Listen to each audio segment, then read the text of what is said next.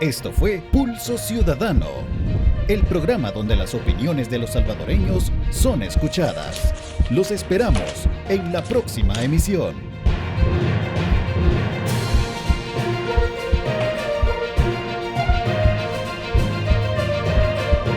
Pulso Ciudadano.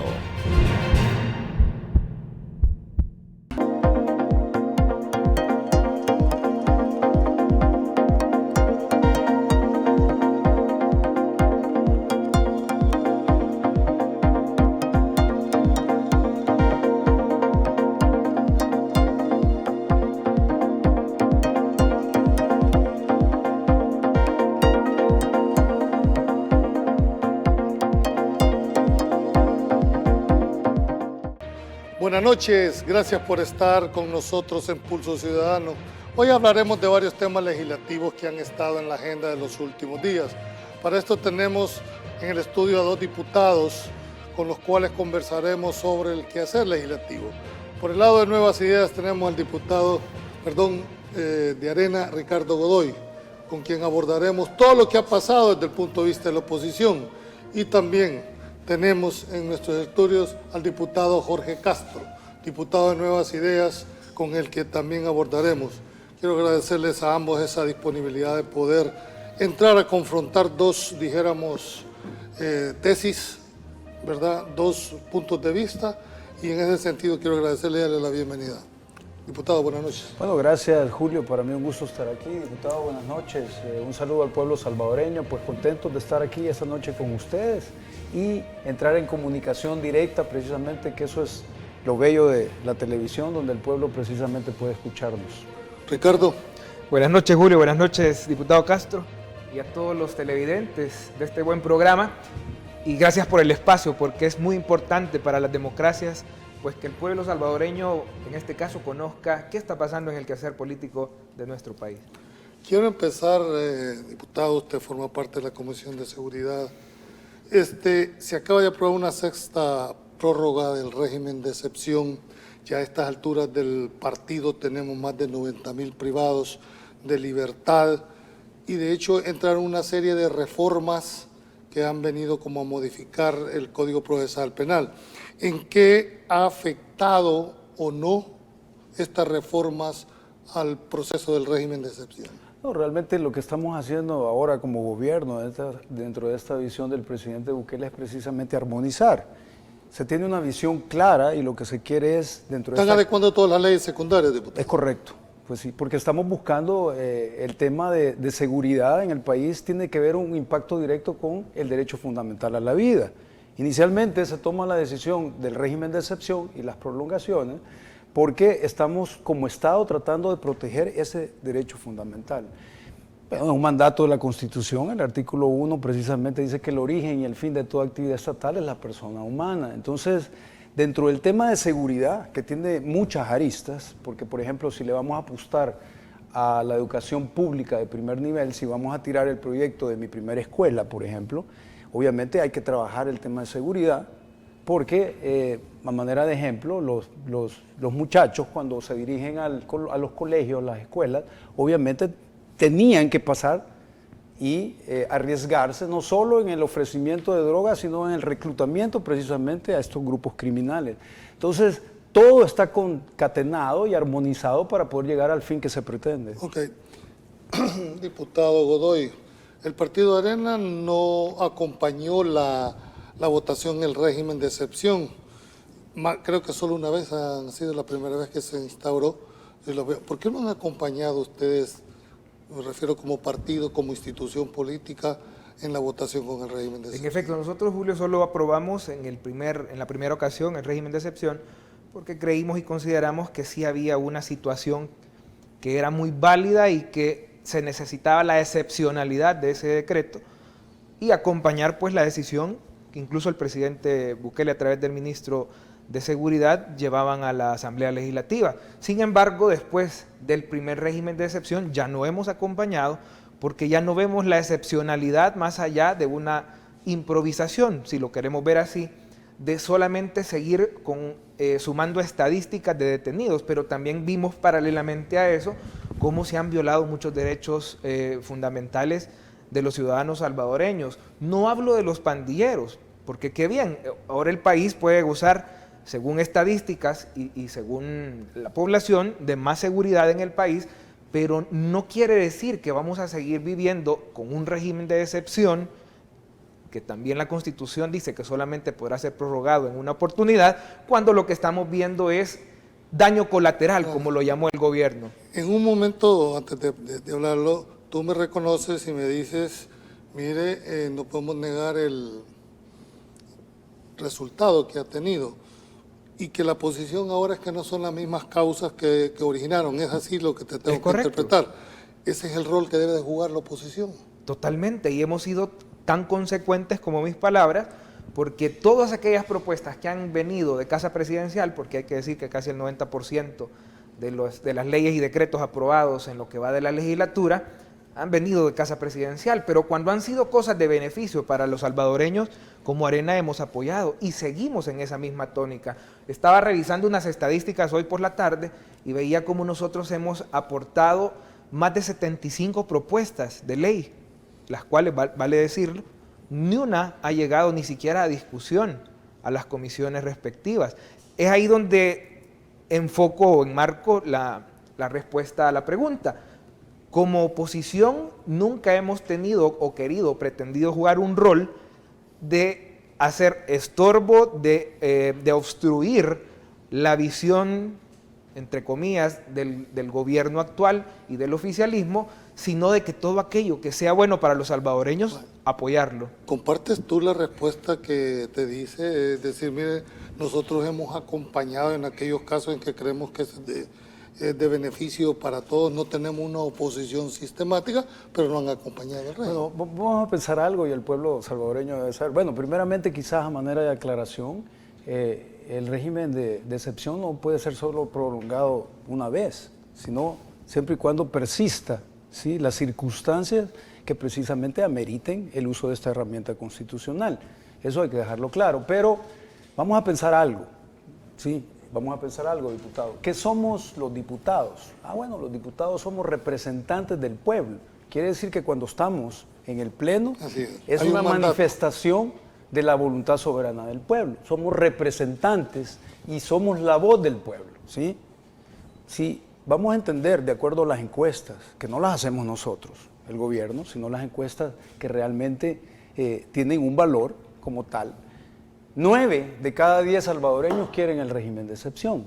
Entonces, sean diputados de Arena, sean diputados del Frente, sean diputados de Nuevas Ideas, ¿qué deben de hacer en las votaciones?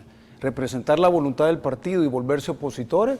¿O representar realmente la voluntad del pueblo en su soberanía, que quiere el régimen de excepción y es legal, y que es para proteger el derecho fundamental a la vida? Entonces yo creo que cuando los diputados de la oposición generan una postura en contra del régimen de excepción o de la prolongación de este, generan simplemente una postura político-partidaria que no representa al pueblo salvadoreño, porque puede haber algún diputado de Arena o del Frente que me diga, bueno, lo que pasa es que hay gente que no lo quiere, es la minoría, 1 de cada 10 no lo quiere, sí, pero como diputados debemos de representar la mayoría del pueblo en esa democracia. Me llama la atención de una aseveración que hace el diputado Godoy, y es decir que el 90% de las iniciativas provienen del Ejecutivo, no del Legislativo. ¿Es así? No, no es así, definitivamente. Es que lo que pasa es que cuando una iniciativa se perfecciona, esta iniciativa dentro de esta visión, obviamente ya ha sido discutida, ¿sí?, ha sido analizada tanto por el Casa Presidencial, pero también como por la Asamblea Legislativa. Entonces, al final es el producto que se tiene dentro de esta visión de país a donde se quiere llevar El Salvador. Sí, pero ahí me nace la pregunta. La semana pasada hubo un diputado de Nueva Ciudad de Santa Ana, si bien me recuerdo, en el que daba unas declaraciones y decía toda aquella iniciativa que provenga de Arena y de otros partidos de oposición no va a ser tomada en cuenta en esta Asamblea Legislativa. Entonces, ¿qué somos los diputados? Por un lado, cuando el diputado Castro dice la iniciativa se discute y se analiza, pero han habido casos como la ley de transporte que ni el articulado se leyó dentro de la comisión. ¿Será ese un análisis? o el análisis correspondiente que deberían de tener en el proceso de formación Pero de ley. ustedes están conscientes que en la Asamblea funciona la aritmética. Ah, no, claro, pero los diputados representamos, como lo dice el diputado Castro. Sí, pero me refiero a la toma de decisión. No, Claro. claro. Al final de esto, que una de las grandes críticas que se les hizo a las anteriores legislaturas es precisamente que no había discusión en las comisiones, que habían madrugones. ¿Ha desaparecido eso, diputado? No, lo que sucede es que de alguna manera, bueno, estamos hablando de dos partidos como lo es Arena y el Frente que tienen una historia, no solo política, sino en una toma de decisiones contraria a lo que el pueblo necesita. Entonces, cuando ellos presentan una iniciativa, obviamente, tenés que pensar cuál es la motivación de esa. Obviamente tenemos un bagaje historial en el cual esas decisiones han tomado o se han tomado solo para favorecer grupos fácticos de poder. Entonces, siendo nosotros y habiéndonos otorgado la mayoría del pueblo salvadoreño, obviamente nosotros discutimos precisamente cómo queremos desarrollar en representación directa del pueblo esa visión que tenemos. ¿Por qué? Porque el pueblo nos entregó mayoría para eso. Entonces, Sí, es la manifestación soberana del pueblo diciéndonos, confiamos en ustedes, entonces hagan ese plan de nación. Y es lo que estamos ejecutando, que es el plan. El diputado plantea una de las tesis y dice, miren, si es que nosotros, el pueblo nos mandató, nos dio 56 diputados y eso implica tener control de la mayoría, incluso calificada. Sí, no, Julio, pero es que eso no se discute. En eso no voy a discutir. El pueblo les dio una mayoría. Bueno, pero Democráticamente. la mayoría implica para que tomen decisiones. Correcto. Y yo siempre lo he sostenido. Y qué bueno que hoy, creo que primera vez, oportunidad que se puede estar con un diputado de la bancada oficialista, dejando la retórica. Yo siempre he dicho que Nuevas Ideas tuvo la oportunidad de demostrar que se podían hacer las cosas bien, que fue uno de los emblemas que ellos, o de los estandartes que ellos levantaban en aquella campaña electoral en las que el pueblo les dio todos esos diputados, pero también se han visto que han tomado decisiones de una manera un poco soberbia, o bastante en algunos casos, en las que no ha habido beneficio para la población, sino también para algunos grupos. Y quiero remarcar algo también, el hablar de que Arena y de otros partidos tienen un bagaje eso también se vuelve retórica, porque en la actualidad del partido Arena, puedo hablar por Arena nada más, ya no es el mismo partido. Lo que han cambiado también son sus funcionarios. Yo no era diputado ni era funcionario de Arena en los gobiernos de Arena. Por eso yo siempre no acepto un comentario de tal tipo. ¿Y antes no se tomaban las decisiones exactamente iguales como se toman ahora? Pues no lo sé. Yo no puedo dar respuesta a algo que yo no viví.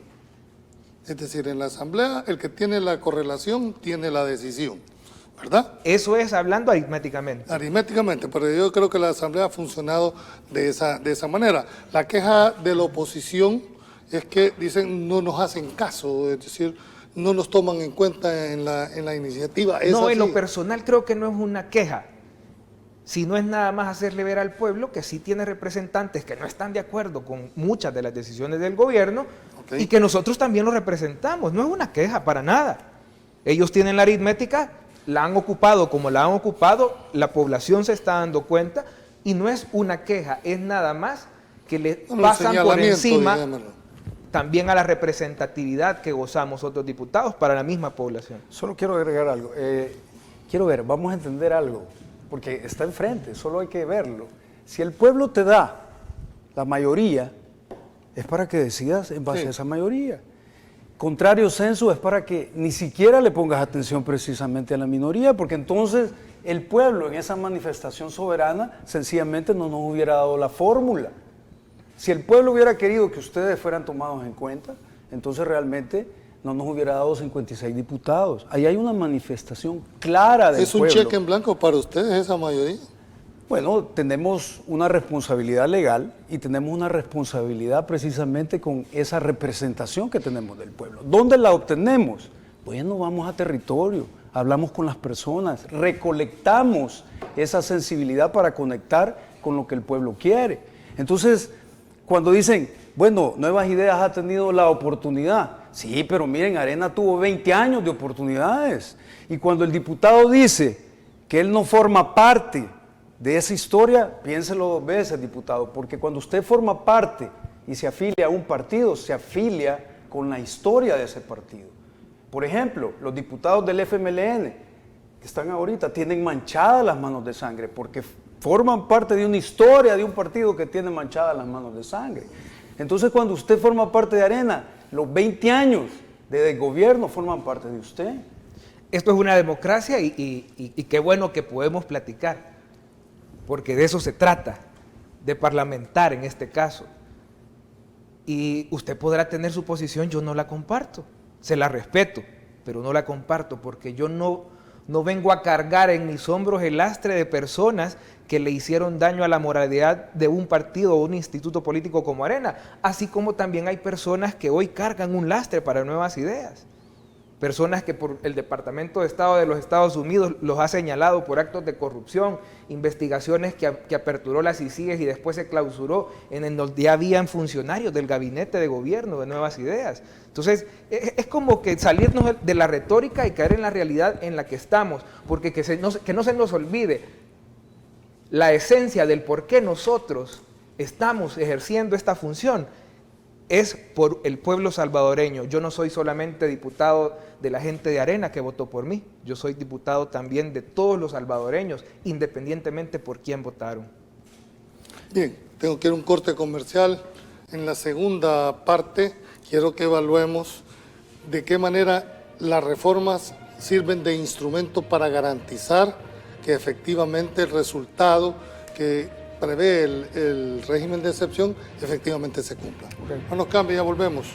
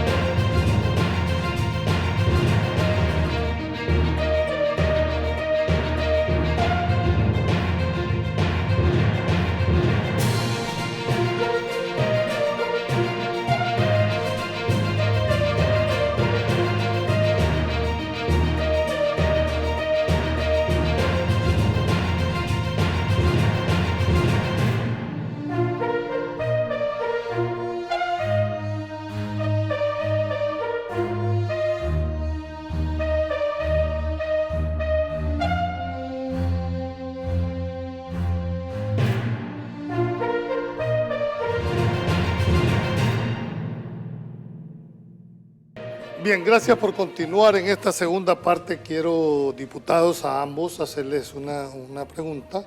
Sé que se aprobaron una serie de reformas, me lo aclaró en la introducción, de que han sido como ir adecuando toda la legislación secundaria para garantizar, porque el régimen de excepción en un momento determinado va a dejar, pero quieren dejar todas las leyes secundarias.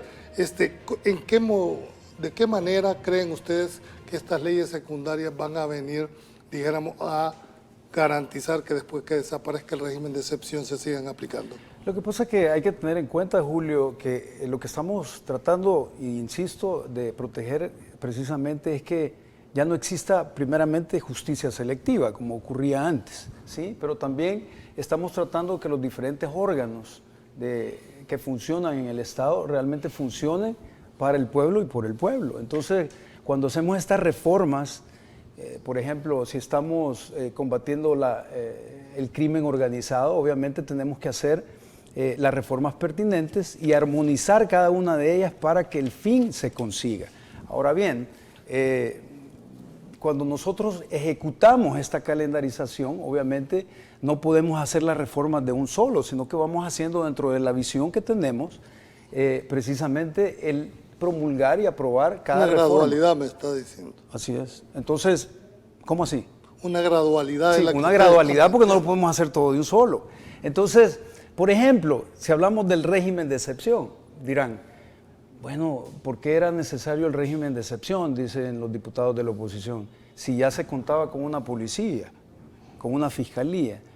Pero a veces es desconocimiento del área o de la administración pública. ¿Por qué? Porque, bueno, ¿qué es lo que hace el régimen de excepción? Primeramente convierte el término de inquirir, que son 72 horas, 15. Y lo convierte en 15. ¿Por qué? Porque si tú estás atrapando a criminales y los estás atrapando de manera masiva, obviamente la fiscalía tiene que preparar ese... Sí, materialmente es imposible. Es imposible e iniciar el proceso judicial. Entonces, si tú te fijas, lo que estamos haciendo dentro de esta visión es precisamente ser responsables, no como antes. Antes impulsaban una ley por aquí, no les importaba que se contradijera con otra. Lo sabes tú como abogado, lo sé yo como abogado. Entonces hoy estamos calendarizando y operativizando precisamente dentro de esa visión para poder armonizar toda la legislación.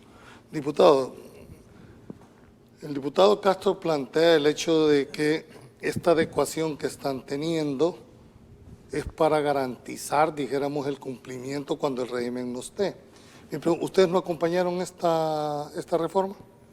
No. ¿Como partido? No la acompañamos. No. ¿Ustedes creen que con los instrumentos legales con los que ya se cuentan es suficiente para seguir caminando? ¿No necesitan un régimen de excepción? No, es más, tratamos de aportar algunos insumos en la discusión, pero hubieron varios elementos que no nos permitieron el poder apoyar y respaldar esas reformas. Y uno bien sencillo, la comisión aún no había terminado un día antes de la plenaria anterior, faltaban más o menos media hora, 45 minutos para que terminara el análisis de las reformas, cuando en la agenda legislativa para la sesión plenaria del día siguiente ya estaba un dictamen favorable de esa discusión. Entonces, ¿qué? ¿La discusión dónde quedaba? ¿O ya se sabía que se iba a aprobar? Entre otras cosas, yo creo que las discusiones de las leyes no es por ver quién tiene la razón o no, sino la riqueza de un mejor producto que se puede tener. Bueno, pero el objetivo de la ley es dotar de instrumentos para que se pueda perseguir.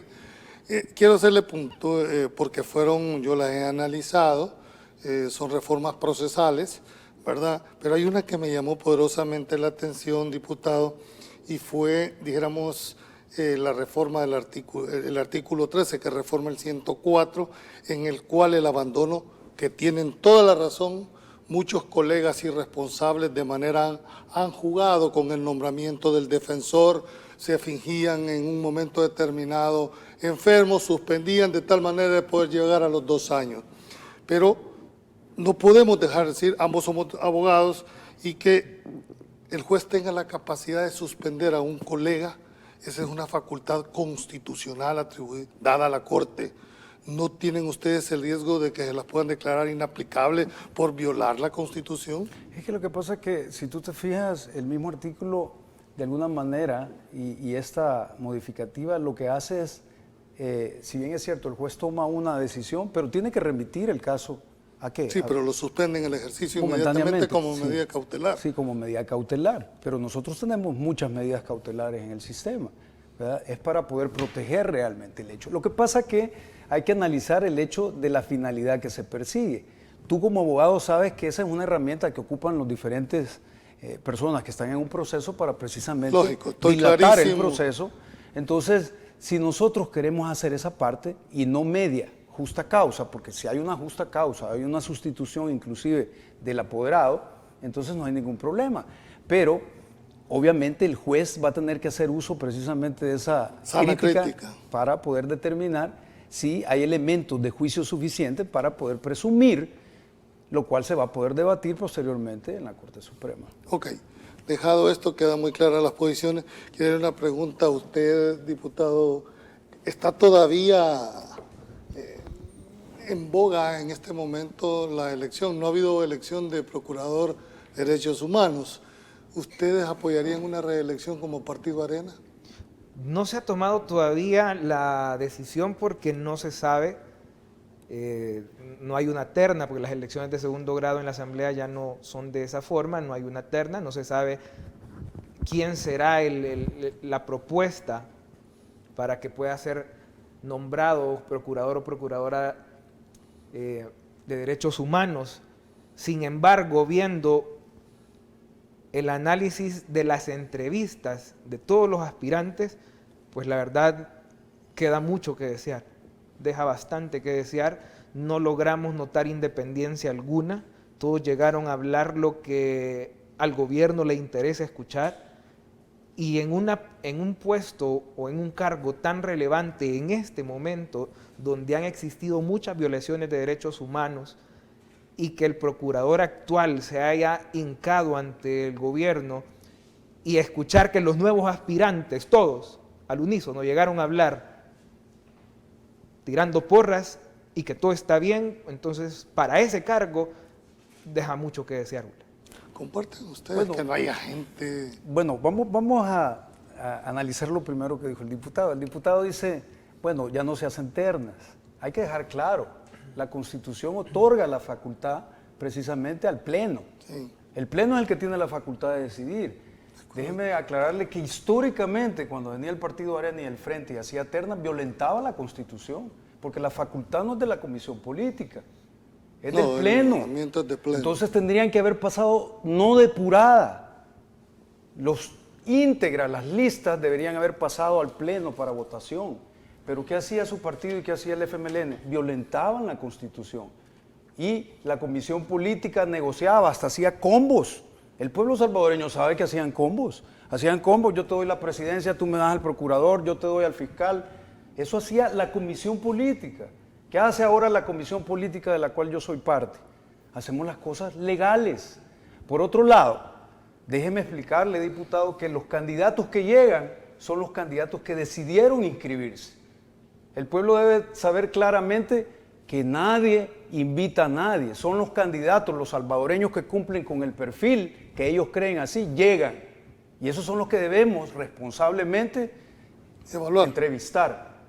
No podemos hacer nada al respecto. Obviamente, los que han llegado cumplan el perfil, pero decir que no cumple el perfil porque comparten el régimen de excepción, eso realmente es audaz.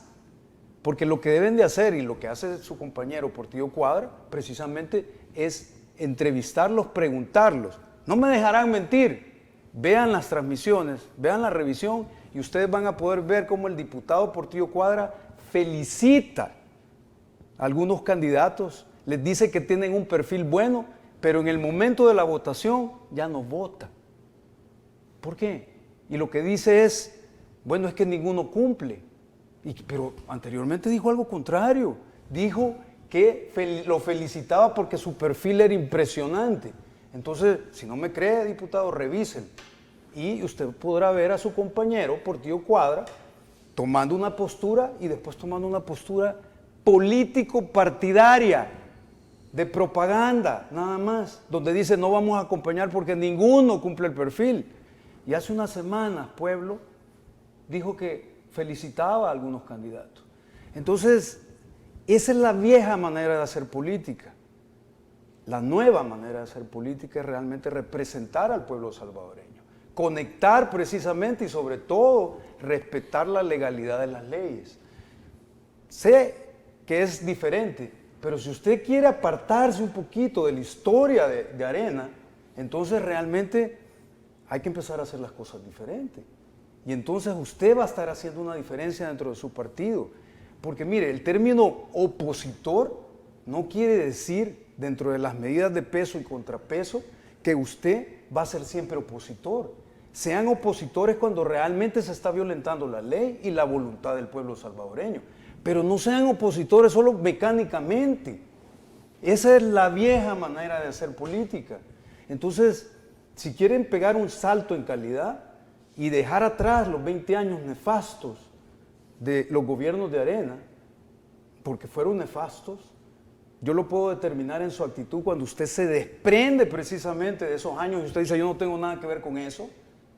De ahí puedo determinar claramente que usted no comparte esos gobiernos de arena, porque si no usted se sentiría orgulloso, ¿sí?, de decir que usted forma parte de esa historia. Lo que plantea el diputado es que hay como dos conductas, una en la comisión y otra ya a la hora de tomar decisión. ¿Han apoyado ustedes en las comisiones como lo plantea el diputado Castro y después en el pleno han dicho, no, mire, fíjate que ninguno reúne el perfil? Hasta este momento desconozco si se ha hecho alguna o se ha realizado alguna práctica de esas. Sin embargo, después de los estudios de las comisiones, se va a una discusión que se vuelve colegiada dentro de la bancada. Y es ahí donde también tomamos alguna determinación de cómo va a ser la votación que vamos a asumir. Pero qué bueno que el diputado Castro se amplía cuando lo explica, porque primero yo no mencioné en el tema de los candidatos a procuradores, no mencioné que hablaran bien del régimen de excepción, mencioné que se plegaban a lo que el gobierno quería escuchar. No sé si es un sentimiento que le nace, le aflora por la discusión del cargo que está en discusión con estos candidatos. Pero yo no puedo negar una historia en donde hubieron personajes que precisamente fueron nefastos y muy corruptos y que muchos o andan huyendo o muchos están pagando alguna condena. ¿En Arena? Sí, claro. Okay. Pero lo que pasa es que no nos podemos quedar anclados nada más en la retórica de lo que nos aprovecha propagandísticamente, sino que tenemos que llegar a ser más conscientes de las palabras y de las declaraciones que damos. Porque hay un claro ejemplo y un pequeño ejemplo. ¿Qué opinaría usted de las grabaciones que salieron a la luz pública del señor Osiris Luna con un pandillero? En donde claramente le dice, yo saqué al no sé qué, a un pandillero y lo llevé a Guatemala. Pues nadie ha dicho nada. No tendría que también cargar usted con mis declaraciones, porque no puedo generalizar. Y si yo en algo he tratado de ser bastante maduro en el Pleno Legislativo y en la Asamblea, yo nunca he personalizado, y usted es testigo, diputado Castro, nunca he personalizado con ningún diputado, porque el debate no se trata de ver quién le gana a quién o quién ridiculiza a quién, sino de construir leyes, decretos que sean de beneficio para la mayoría de los salvadoreños. Quiero plantearles a los dos esta interrogante, porque esa es la percepción que la ciudadanía puede estar teniendo. ¿Ustedes son obedientes o disciplinarios dentro del partido? Para ambos. Bueno, la verdad es que nosotros nos debemos, por ejemplo, a los votantes, ¿sí? Por ejemplo, en mi caso, cerca de 30,000 votantes, ¿verdad? Esa fue tu... Sí. Santa Ana. Entonces, en Santa Ana. Entonces, obviamente sí, uno representa a todo el pueblo, pero cuando nosotros estamos en ese momento como diputados, representamos esa voluntad del pueblo. Entonces debemos de desprendernos de intereses partidarios. Lo que sucede es que si las iniciativas son en favor del pueblo, obviamente, y representan esa voluntad, obviamente las vamos a acompañar. Pero yo solo quiero decir algo en relación a lo que dijo, diputado. Mire, nosotros como diputados tenemos la obligación de revisar precisamente las comisiones. Créame, yo lo hago, se lo digo, responsablemente lo hago, me pongo a ver las comisiones. Más si es una comisión que tiene un impacto de elección sobre un procurador o sobre un fiscal, debería de verlas. Entonces usted me dice, yo no sé si él dijo eso o no lo dijo en la comisión política. Yo le aconsejo que la revise. ¿Por qué? Porque responsablemente dentro de nuestras funciones como diputados debemos precisamente revisar cautelosamente toda la participación dentro de la elección de un funcionario que va a tener un impacto como el Procurador de Derechos Humanos. Entonces, usted debería saber si Portillo Cuadra lo hizo o no. Es más, cuando ustedes dicen que lo discuten, deberían de retroalimentarse, pero esa discusión, para que sea genuina, cada diputado debe precisamente revisar lo que sucedió en la comisión. Porque si no, usted se para aquí y lo que está repitiendo es lo que le contó el diputado Portillo Cuadra. Pero creo que eso no es genuino, no es legítimo, ¿sí? Y genera una postura incierta. Entonces, si usted me dijera con postura y me dijera, mire, yo revisé la comisión política y no se generó esa postura, entonces tendría el respeto en ese sentido. Pero usted me dice, fíjese lo que usted me dijo, pues no sé, porque usted no se siente parte en la elección del Procurador de Derechos Humanos, pero siéntase parte porque la elección del Procurador va a representar los derechos humanos de muchas personas. Se lo aconsejo. Le tomo la palabra, pero sí no contestó si era disciplinado o obediente. Pero en el caso de Arena... Pero ¿por qué hago esa pregunta? Porque se está planteando de que se tiene una decisión personal, tal vez en una comisión, pero a la hora de llevarlo a la fracción, entiendo yo, donde se toman las decisiones políticas del partido, se dice, no lo vamos a apoyar como partido. Entonces mi pregunta es, ¿tú te consideras un hombre o un diputado obediente o un diputado disciplinado? No, yo sí creo en la disciplina, no en la obediencia, porque lastimosamente esas son de las cosas... Eso implica no votar incluso en contra de muchas veces del partido. No, yo creo que ya lo he hecho. Ya lo he hecho. No tengo reparo en decirlo. Okay. Ya lo he hecho. Porque yo sí reconozco que esos errores lleva a consecuencias que luego lo pagan la confianza y la poca credibilidad que un instituto político llega a tener con la población. Caso que le está sucediendo lastimosamente a Nuevas Ideas. Porque tuvieron el gran chance, la gran oportunidad de hacer las cosas bien, mejor, no dejando entredicho y no guardando bajo el tapete algunas cosas que ya la población las está percibiendo. Ok, mi pregunta ya para ir finalizando este tema, ¿usted no apoyaría en una reelección del licenciado Apolonio como Nuevas Ideas? Lo que pasa es que creo que es incorrecto generar una postura ahorita cuando nosotros estamos evaluando, entonces no puedo adelantar criterio. Pero tampoco se ha descartado, está dentro de la nómina. Es que él entró como candidato. Obviamente lo responsable es analizar todo el pool, todo el universo de candidatos que entraron, ¿sí? Sin juicios a priori. Nosotros hacemos realmente un análisis conjunto con toda la bancada, donde cada quien hace precisamente una investigación, valoración, y ahí se hace una lluvia de ideas y se genera una postura democrática en representación. Y digo, porque si somos los 56 y representamos un grupo de votantes, estamos representando esa voluntad de votantes. Y una vez toman esa decisión, esa es la que mantienen en el pleno. Esa es la decisión que mantenemos. ¿Y ustedes cómo hacen para tomar la decisión, dijéramos, en el partido de ENA cuando hay una posición de esta? ¿La discuten? Es una deliberación que se hace en el interior de la bancada legislativa. ¿Les dejan a la libertad personal de ustedes de votar de manera independiente, incluso en un momento en contra de su misma línea de partido? Llega un momento que la discusión siempre se buscan tomar decisiones colegiadas, como lo dije, por consenso, pero cuando riñe con nuestros principios personales, porque esas han sido mis posiciones, cuando yo he variado de una decisión, digamos, colegiada, cuando riñe con mis principios y con mis valores, pero es esa la forma. Bien, tengo que ir a un corte comercial. En esta última parte vamos a analizar ¿cuál ha sido la posición de la Iglesia con respecto al tema de la reelección? No nos cambie.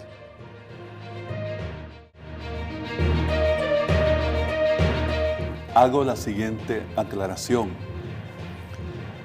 Ante la pregunta sobre la posible reelección del señor presidente, yo solamente señalé los hechos, que ya son conocidos por todos a través de los medios de comunicación social.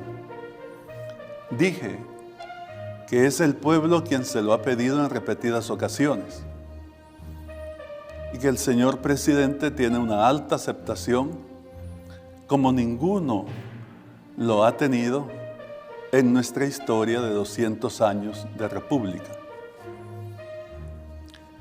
Yo no me pronuncié en el sentido de aprobar o desaprobar tal posibilidad, porque no me compete hacerlo. Le compete a la Suprema Corte y al Tribunal Supremo Electoral. Y comenté que ya lo habían hecho a favor. Actos también conocidos por todos. Y señalé que por tanto solo queda que el pueblo tome la mejor decisión. Y abogué por el pueblo. para que no sea engañado una vez más. Bien, gracias por continuar en la última parte de Pulso Ciudadano.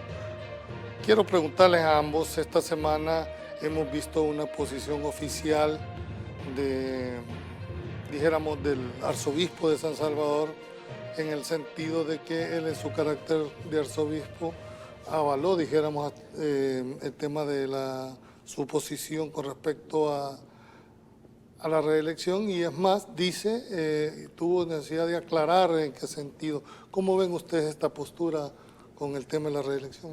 Bueno, nosotros lo vemos con beneplácito, precisamente estamos viendo cómo diferentes sectores, bueno, estamos viendo algo histórico, porque alguien como él está tomando una postura y una postura muy importante en favor precisamente de la reelección. Entonces, cuando vemos esto, que realmente se está dando, estamos comprendiendo que estamos definitivamente con la visión que estamos desempeñando, conectando con los diferentes sectores del pueblo salvadoreño.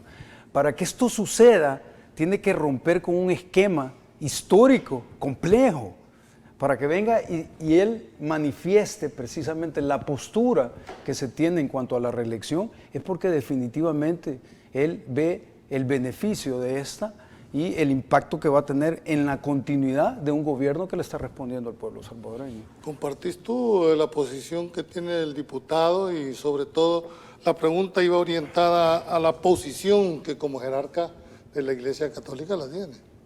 Pues yo como católico escuchaba las declaraciones, pero no nos olvidemos que también él es una persona, y aunque goce de la representatividad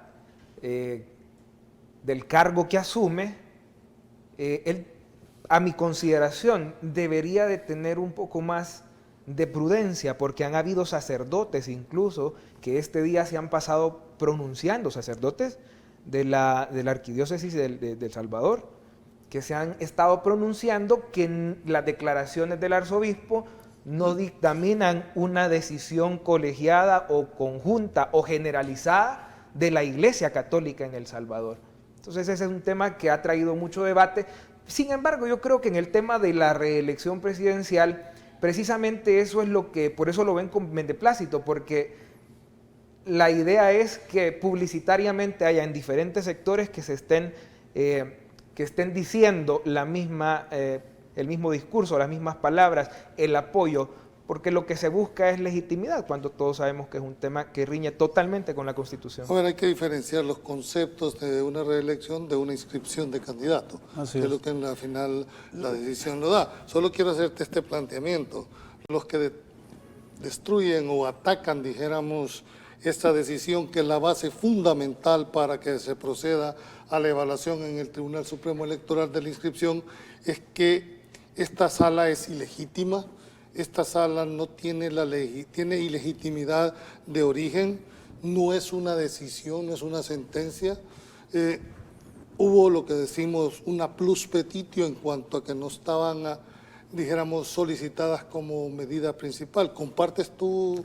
Vaya, lo que sucede, primeramente, hay que dejar claro que la Constitución se legitima una reelección, como de la que estábamos hablando, o de la que se ha hablado en cuanto a volverse candidato el presidente dentro de las elecciones del 2024.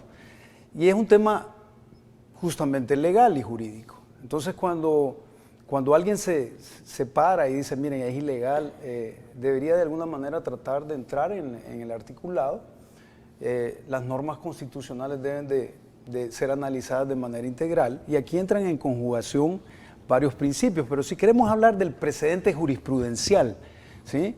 Obviamente los precedentes jurisprudenciales tienen una fuerza obligatoria, vinculante, pero cuando hablamos nosotros de, digamos, un tribunal que precisamente genera una postura, esta no puede ser a través del tiempo congelada, sino que está sujeta a revisión.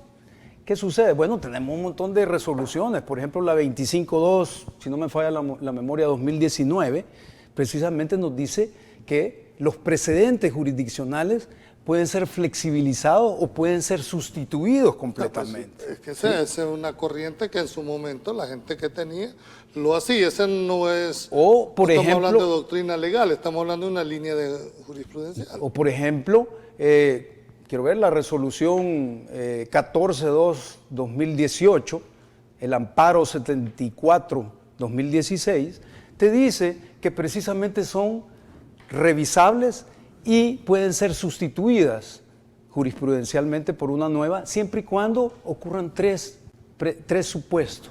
Uno es que haya una constitución de una sala diferente, ¿sí? La constitución subjetiva diferente. Otra es que precisamente el fallo de que hablamos, el precedente, se haya hecho de manera errónea interpretativamente, ¿sí? Y la otra es precisamente que la sustentación del fundamento fáctico, ¿sí?, haya cambiado radicalmente. Obviamente, el supuesto de la interpretación errónea se da, porque a la sala anterior se le olvidó precisamente la parte enunciativa, que claramente es hacia los candidatos.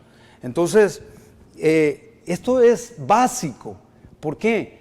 Porque fíjese usted, y fíjese pueblo, que ¿qué es la interpretación? Bueno, la interpretación, Julio, es la atribución, ¿sí?, de un significado, de varios significados posibles. Eso es. Bueno, lo que pasa es que se interpreta lo oscuro, se interpreta lo que tú no estás.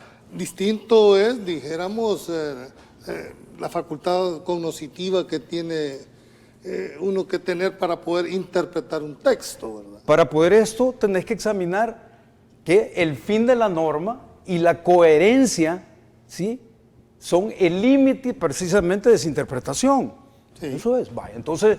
¿Abrieron la puerta a las anteriores salas a este tema que tú estás planteando? Las anteriores salas tomaron una resolución política, ¿sí? No, ¿Esta no? Esta no, porque sencillamente los artículos de la Constitución, ¿sí?, precisamente avalan una reelección. Una reelección. Una vez. Una vez. Okay. ¿Sí? Y lo podemos...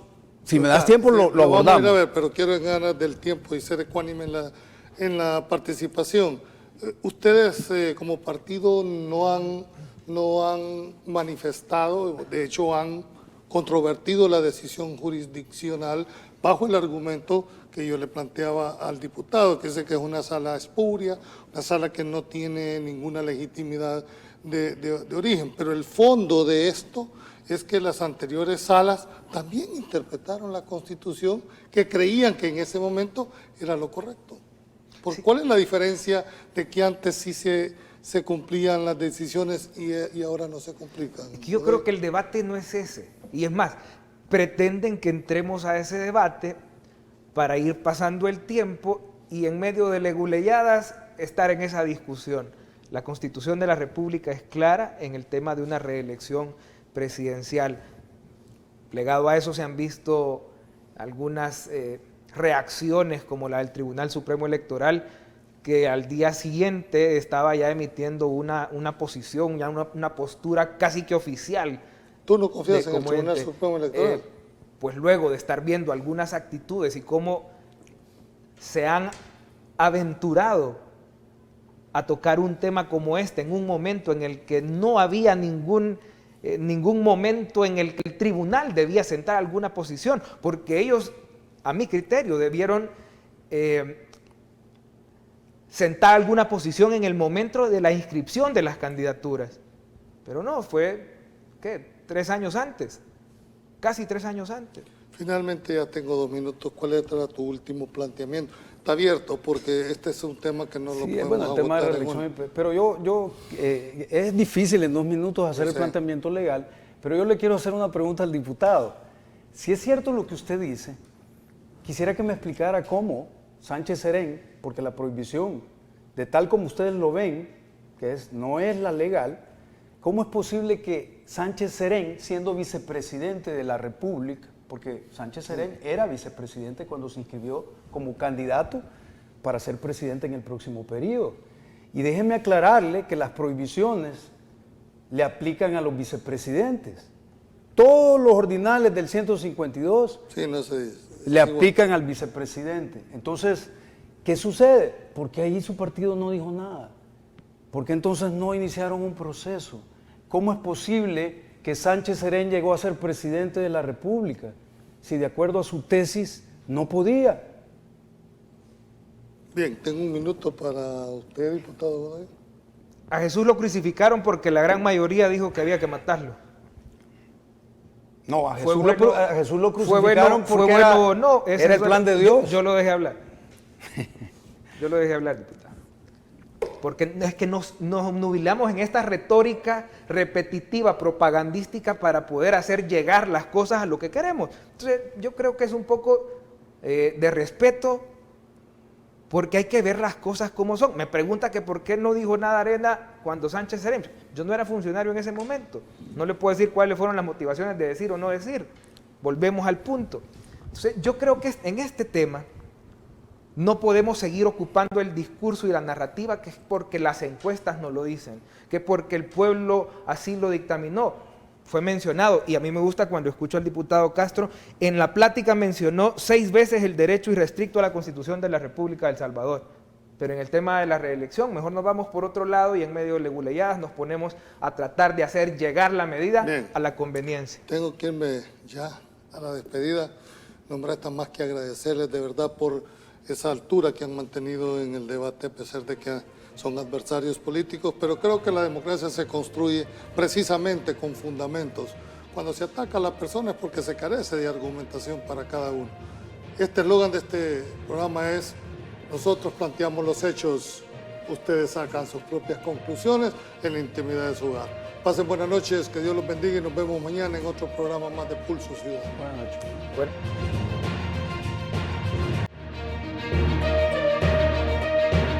Hasta ahora se sabe que la población apoya la reelección. Yo pienso como Monseñor Escobar Alla, que están dadas las condiciones para la reelección y que hasta ahora la voluntad del pueblo, expresada en las encuestas, es que el presidente se reelija. Esto es lo que dice la realidad y es a lo que se refiere Monseñor Escobar Alla. Yo coincido con esa opinión. Es que el inconveniente fundamental sería la opinión del pueblo. Ese es el mayor inconveniente. Si el pueblo estuviera en desacuerdo. Porque el problema de la sociedad no es un problema jurídico, no es un examen de constitución, ni un problema de constitución. Es un problema político que tiene que ver con el poder de la gente. Hasta ahora la democracia del país se basa en las elecciones y se basa en el voto de la gente. Muy bien. Si la gente está diciendo que apoya esa reelección, entonces los partidos políticos tendrán que interpretar eso.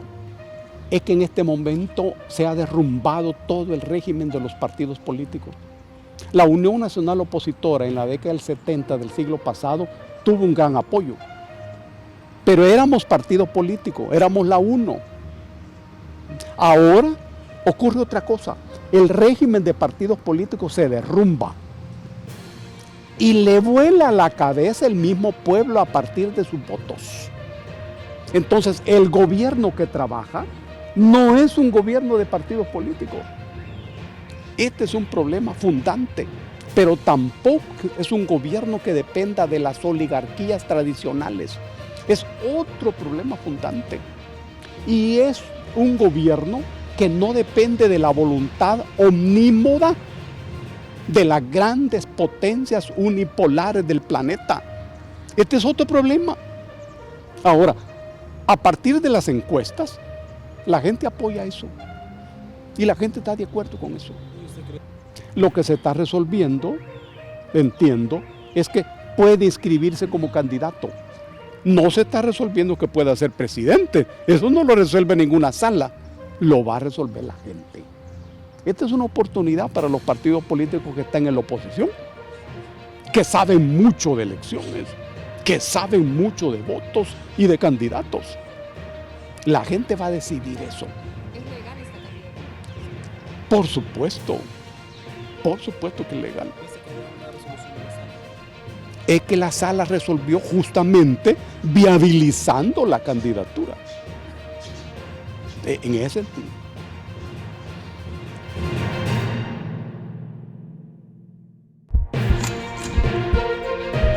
Esto fue Pulso Ciudadano, el programa donde las opiniones de los salvadoreños son escuchadas.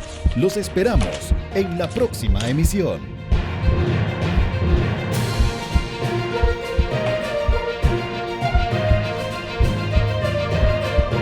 Pulso Ciudadano.